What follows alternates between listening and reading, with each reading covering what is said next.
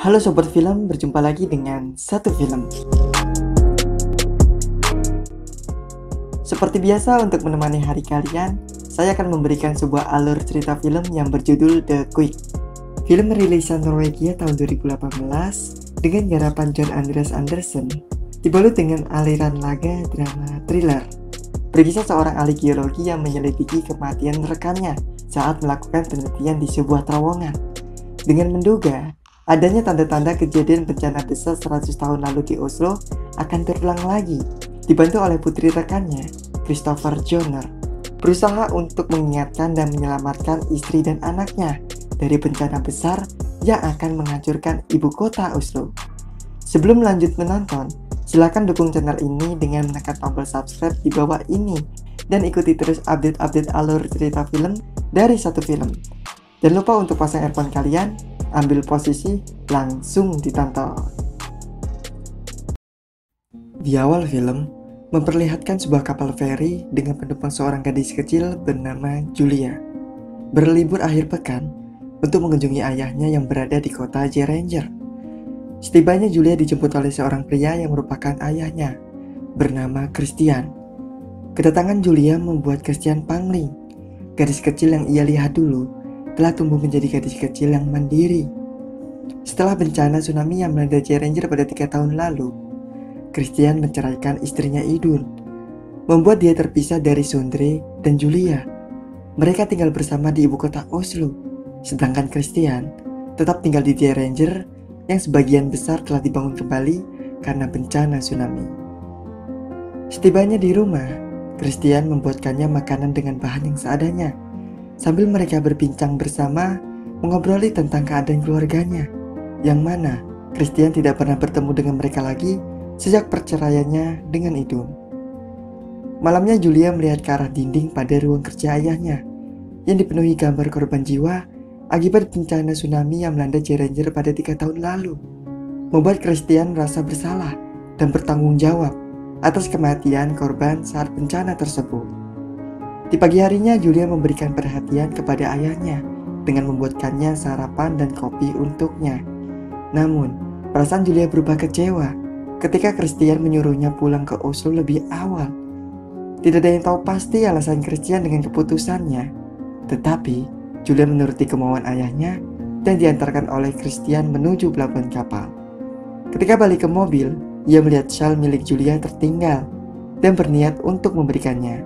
Namun, kapal sudah berangkat lebih awal dan bergerak menjauh.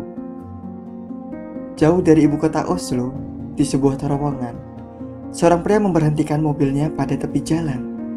Lalu pria itu mengenakan helm proyek dan mengambil tas besar dari bagasi mobilnya. Pria itu merupakan ahli geologis untuk melakukan sebuah penelitian pergerakan seismik, di mana akhir-akhir ini Norwegia sedang mengalami beberapa guncangan kecil pada wilayah tertentu yang memutuskan pria tersebut untuk melakukan penelitiannya. Sementara Christian yang terbangun dari tidurnya menghidupkan televisi dan melihat liputan berita yang mengabarkan bahwa telah terjadi bencana reruntuhan pada terowongan di Oslo, memakan korban jiwa sebanyak 2 orang, merupakan warga sipil dan rekan kerja Christian, sesama ahli geologis bernama Konrad Lindblom. Mendengar itu, Christian membuka teleponnya dan melihat panggilan masuk dari rekannya. Lalu dia membuka sebuah paket kiriman yang berisi beberapa bukti kejadian. Dokumen itu menginformasikan sebuah analisis yang dilakukan oleh rekannya tentang kejadian-kejadian yang terjadi di Oslo akhir-akhir ini, yang mengarahkan pada suatu kejadian besar yang terjadi 100 tahun lalu di Oslo, yaitu gempa bumi. Hasil analisis itu menyimpulkan mungkin akan terjadi lagi bencana besar di ibu kota Oslo pada masa yang akan datang. Mengetahui itu membuat Christian berangkat ke Oslo untuk mencari tahu penyebab kematian rekannya dan membuktikan hasil analisis yang dilakukan oleh rekannya tentang kejadian bencana yang akan melanda ibu kota Oslo. Di Oslo, Christian menemui Johannes yang merupakan kepala peneliti di Norsar. Dia menunjukkan beberapa hasil data ke Christian mengenai titik guncangan yang terjadi di Oslo. Johannes mengungkap bahwa titik guncangan yang berwarna kuning dihasilkan dari alat berat konstruksi, sedangkan berwarna merah dari hasil gempa bumi. Dan dia meyakinkan bahwa hasil data tersebut sudah akurat, di mana hasil data itu diambil dari alat pendeteksi gempa bumi yang canggih, termonitoring langsung ke Badan Kewenangan NORSAR. Keanehan terjadi ketika hasil data dari Yohanes dan Konrad berbeda. Pada data penelitian Konrad menunjukkan bahwa titik guncangan yang setiap tahun makin bertambah, yang membuat Christian khawatir benar akan terjadinya gempa besar di ibu kota Oslo. Melihat itu memutuskan Christian mendatangi titik itu dengan dibantu putri rekannya Konrad bernama Merit untuk menuju terowongan Oslo tempat rekannya meninggal. Reruntuhan itu membuat pemerintah menutup sementara akses terowongan. Tanpa seizin pihak berwenang, Christian dan Merit tetap memasukinya dengan membuka paksa akses portal yang menutup terowongan. Di balik ruang terowongan, mereka menemukan barang-barang terakhir yang dipakai Konrad dalam penelitiannya. Christian mencoba mengambil alat mesin seperti bor yang tertancap pada dinding langit terowongan, dan terdapat sebuah kandang tikus langsung tersambung ke komputer Konrad yang dijadikan sebagai peringatan. Sementara di ibu kota Oslo, Julia sedang mengikuti ujian kelas tari balet di sebuah gedung opera bersama Idun untuk menonton pertunjukan putrinya. Idun menghubungi Christian, menagih janji untuk menghadirkan menonton pertunjukan Julia. Tiba-tiba ketika mereka terhubung, seketika lampu-lampu di gedung opera dan seluruh wilayah Oslo padam. Lalu terjadi gempa bumi perlahan menghancurkan gedung opera. Idun menjadi panik dengan keberadaan Julia, berlari kembali ke dalam gedung dan menemukan Julia duduk dengan rasa ketakutan berada di bawah meja. Untungnya, mereka berhasil selamat dari bencana malam itu. Christian menyimpulkan bahwa kejadian runtuhnya terowongan Oslo dan gedung opera malam itu adalah adanya pergerakan seismik. Dia menunjukkan sampel batu yang rapuh pada Yohanes yang belum sempat rekannya ambil saat penelitian. Namun, Yohanes tidak mempercayainya, berasumsi bahwa reruntuhan terowongan Oslo dan gedung opera terjadi bukan karena gempa bumi, melainkan struktur bangunan yang mulai rapuh. Keesokan paginya, Mary datang menemui Christian, menunjukkan sebuah rekaman langsung yang termonitoring pada komputer ayahnya. Rekaman itu menunjukkan beberapa tikus yang dipasang di dalam penelitian, mulai merasakan ketakutan, dan perlahan tikus-tikus itu mati. Christian berasumsi bahwa itu sebuah peringatan adanya kebocoran gas beracun dari celah retakan pegunungan yang memperingatkan mereka akan terjadi bencana besar yang melanda ibu kota Oslo dalam waktu ke depan. Mengetahui itu, Christian, Mary, dan Julia bergegas pergi dan menghubungi keluarganya.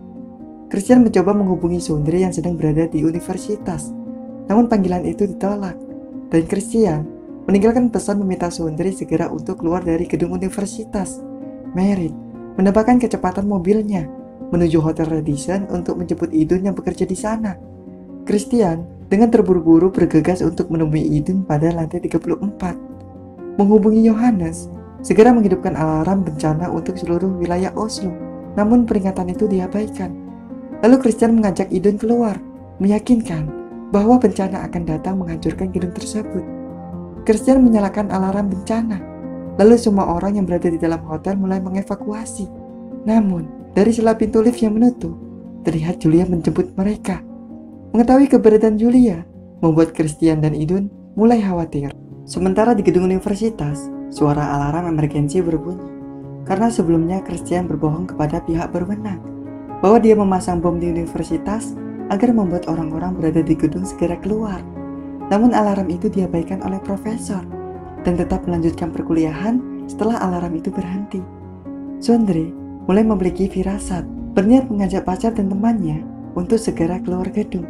Namun usaha itu sia-sia dan ditolak oleh profesor. Seketika seluruh listrik di kota Oslo mati. Mereka yang masih berada di dalam gedung perlahan merasakan guncangan kecil. Dan dari kejauhan Hotel Radisson, terlihat guncangan besar yang mengarah ke pusat kota Oslo, menggelombang menghancurkan gedung-gedung yang berdiri di depannya. Sampai gempa itu berjalan dengan cepat mulai menghancurkan gedung hotel. Bersamaan dengan Julia yang berdiri di tepi balkon, segera diselamatkan oleh Mary.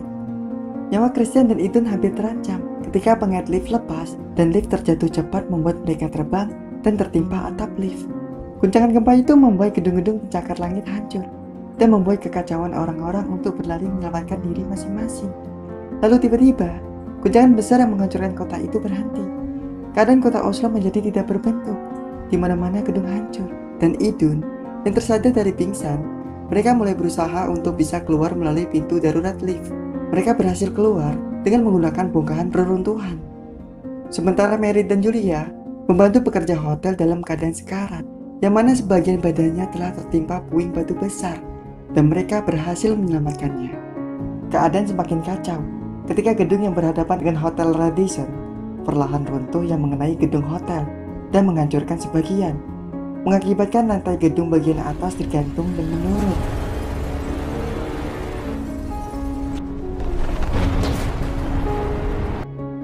Merit secara tidak sengaja melepaskan tangan pekerja hotel, membuat dia meluncur ke lantai dan keluar jendela. Lalu Merit dan Julia ikut kehilangan cengkramannya saat piano yang dihadapannya ikut meluncur dan hampir mengalami nasib yang sama. Tetapi mereka berhasil selamat meraih ke tepi palang pada sebuah meja bar. Sementara Christian dan Idun berusaha menaiki tangga untuk mencapai lantai lift yang terbuka. Namun runtuhan gedung membuat puing-puing di dalam elevator terlempar dan merobek kulit Idun. Kondisi Idun yang semakin parah membuat mereka harus cepat keluar sebelum gempa susulan datang. Mereka harus mengayunkan kabel lift yang putus untuk mencapai pintu keluar. Saat Christian mengayunkan kabel itu, sedikit mengalami kesulitan, namun ia berhasil. Sementara Idun tidak berhasil. Kabel yang dipegangnya tidak bisa menahannya dan membuat elevator jatuh dan menimpa Idun.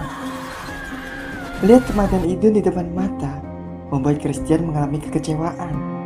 Namun Christian harus tetap melanjutkan untuk menyelamatkan Julia yang berada di lantai 34. Kondisi gedung yang miring membuat mereka harus merangkak meraih puing-puing yang tersisa.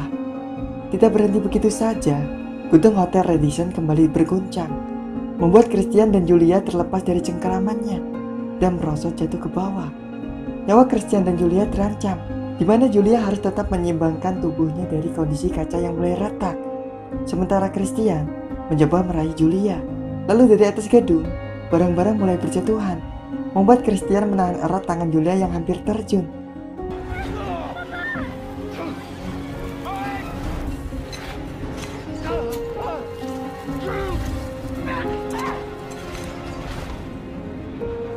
Merit mencoba membantu dan berhasil meraih Julia. Christian, Julia, dan Merit berhasil terselamatkan dari bencana gempa itu, dan Sondre bersama pacarnya yang berada di gedung universitas berhasil selamat, kecuali profesor yang tidak terselamatkan akibat tertimpa reruntuhan. Pada akhir film, Christian, Sondre, dan Julia menaiki sebuah kapal feri kembali tinggal di Jaya Ranger untuk memulai hidup baru. Film pun selesai. Film rilisan Norwegia ini memberikan pengalaman menonton yang sedikit menegangkan di bagian akhir, di mana mereka harus bertahan dalam keadaan gedung miring dan mulai runtuh. Para pemain berhasil memberikan akting yang bisa membawa kamu menikmati film ini jika menontonnya. Alur ceritanya yang cepat, namun tetap bisa mudah dipahami. Efek visual yang diberikan sangat epik saat gedung-gedung yang hancur terlihat lebih nyata, yang membantu menonton film ini makin merasakan ketegangan di dalamnya. Film ini sangat cocok untuk masuk daftar pilihan film di tahun ini, sambil menemani kejenuhan kalian ketika berada di dalam kamar.